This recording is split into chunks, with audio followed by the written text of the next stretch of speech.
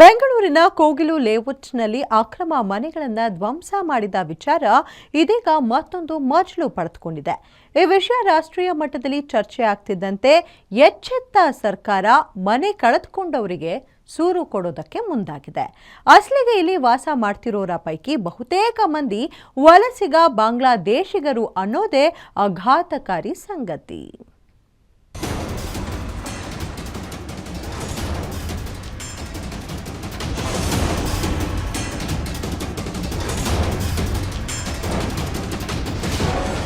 ಕೋಗಿಲು ಲೇಔಟ್ನಲ್ಲಿ ಸರ್ಕಾರಿ ಜಾಗದಲ್ಲಿ ಅಕ್ರಮವಾಗಿ ಮನೆ ಕಟ್ಟಿಕೊಂಡಿದ್ದಾರೆ ಅಂತ ಜಿಬಿಎ ಅಧಿಕಾರಿಗಳು ಇತ್ತೀಚೆಗೆ ಡೆಮಾಲಿಷನ್ ಮಾಡಿದ್ರು. 2016ರ ಸ್ಯಾಟಲೈಟ್ ಇಮೇಜ್ ಆಧರಿಸಿ ತೆರವು ಮಾಡಿರೋ ಜಿಬಿಎ ಇಲ್ಲಿರುವ 80% ಮಂದಿ ಅಕ್ರಮವಾಗಿ ವಾಸ ಮಾಡ್ತಿದ್ದಾರೆ ಅಂತ ಹೇಳ್ತಿದೆ.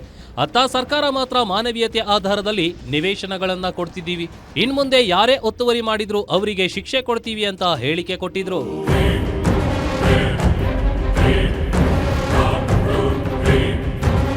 ಯಾವಾಗ ವಾಸಿಂ ಕಾಲೋನಿ ಹಾಗೂ ಫಕೀರ್ ಕಾಲೋನಿಯಲ್ಲಿ ಮನೆ ತೆರವು ರಾಜಕೀಯ ತಿರುವು ಪಡೆದುಕೊಳ್ತೋ ಎಚ್ಚೆತ್ತ ಜಿಬಿಎ ಅಧಿಕಾರಿಗಳು ಡೆಮಾಲಿಷನ್ ಸ್ಥಳಕ್ಕೆ ತೆರಳಿ ದಾಖಲೆ ಸಂಗ್ರಹಿಸೋ ಕೆಲಸಕ್ಕೆ ಮುಂದಾಗಿದ್ರು.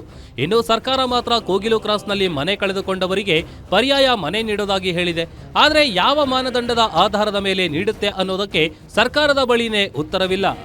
ಈ ಸ್ಥಳದಲ್ಲಿ ಯಾರ್ಯಾರು ವಾಸ ಮಾಡ್ತಿದ್ರು, ಎಷ್ಟು ಜನ ವಾಸ ಮಾಡ್ತಾ ಇದ್ರು, ಯಾವೆಲ್ಲ ದಾಖಲೆಗಳಿವೆ ಎಂಬುದರ ಮಾಹಿತಿಯನ್ನ ಕಲೆ ಹಾಕಲಾಗ್ತಿದೆ.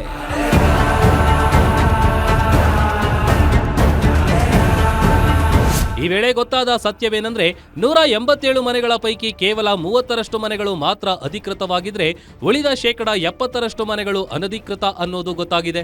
ಅನಧಿಕೃತವಾಗಿ ವಾಸ ಮಾಡ್ತಿರೋರ ಪೈಕಿ ಬಹುತೇಕರು ಬಾಂಗ್ಲಾದೇಶ, ಉತ್ತರ ಪ್ರದೇಶ, ಬಿಹಾರ ರಾಜ್ಯದಿಂದ ವಲಸೆ ಬಂದವರಾಗಿದ್ದಾರೆ. ದಾಖಲೆಗಳ ಪರಿಶೀಲನೆ ವೇಳೆ ಈ ಅಂಶ ಬಟಾಬಯಲಾಗಿದ್ದು ಈ ಕುರಿತ ವರದಿಯನ್ನ ಸರ್ಕಾರಕ್ಕೆ ನೀಡಲು ಮುಂದಾಗಿದ್ದಾರಂತೆ.